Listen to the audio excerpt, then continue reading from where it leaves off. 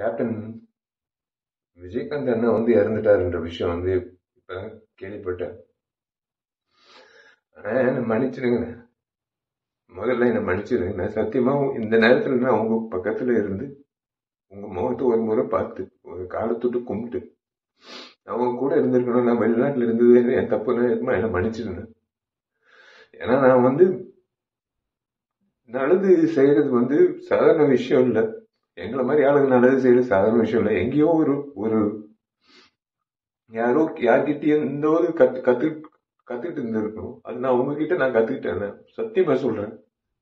ஏன்னா உங்க அலுவலகத்துல வந்து கிட்டத்தட்ட 20 வருஷம் முன்னாடி நான் கேள்விப்பட்டிருக்கேன். நான் நிறைய முறை நிறைய பேர் சொன்னது நான் கேட்டிருக்கேன்.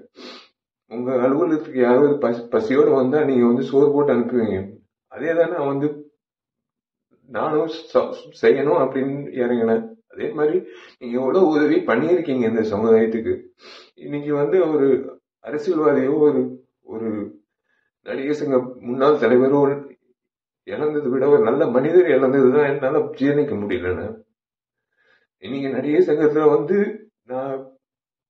நாங்கெல்லாம் பொறுப்பேற்றதுக்கு அப்புறம் உங்களை வந்து சந்திக்கும் போது பிரேமலதா அம்மா சொன்ன ஒரே விஷயம் தான், நீங்க அந்த பதக்கத்தை மீட்டுட்டு எடுத்துட்டு வரும்போது உங்க வீட்டு நகை கூட வந்து அந்த அளவுக்கு நீங்க ஒரு ஒரு ஒரு விஷயமாவே எடுத்துக்கல. நீங்க அந்த பத்திரத்தை அப்படியே ஒரு பொக்கிஷமா நீங்க வந்து உங்க லாக்கர்ல வச்சீங்கன்னு அம்மா அந்த அம்மா சொல்லும் போது, நீங்க செஞ்ச உதவிகள், நீங்க செஞ்ச விஷயங்கள், இந்த நடிகர் சங்கத்துக்கு நீங்க நடத்தின அந்த நிர்வாகம், அரசியல்வாதியா நீங்க அவ்வளவு துணிவா நீங்க பேசின பேச்சு, உங்க செயல்பாடு, ஒரு நடிகனா நீங்க இவ்வளவு பேர் வாங்கியிருக்கீங்க.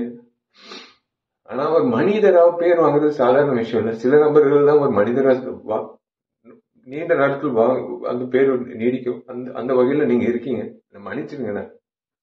உண்மையிலே நான் சத்தியமா சொல்றேன், இன்னைக்கு நான் உங்க பக்கத்துல இருந்திருக்கணும், முறையா உங்க பக்கத்துல இருந்திருக்கணும். உங்க ஆத்ம சாந்தி அடையணும்.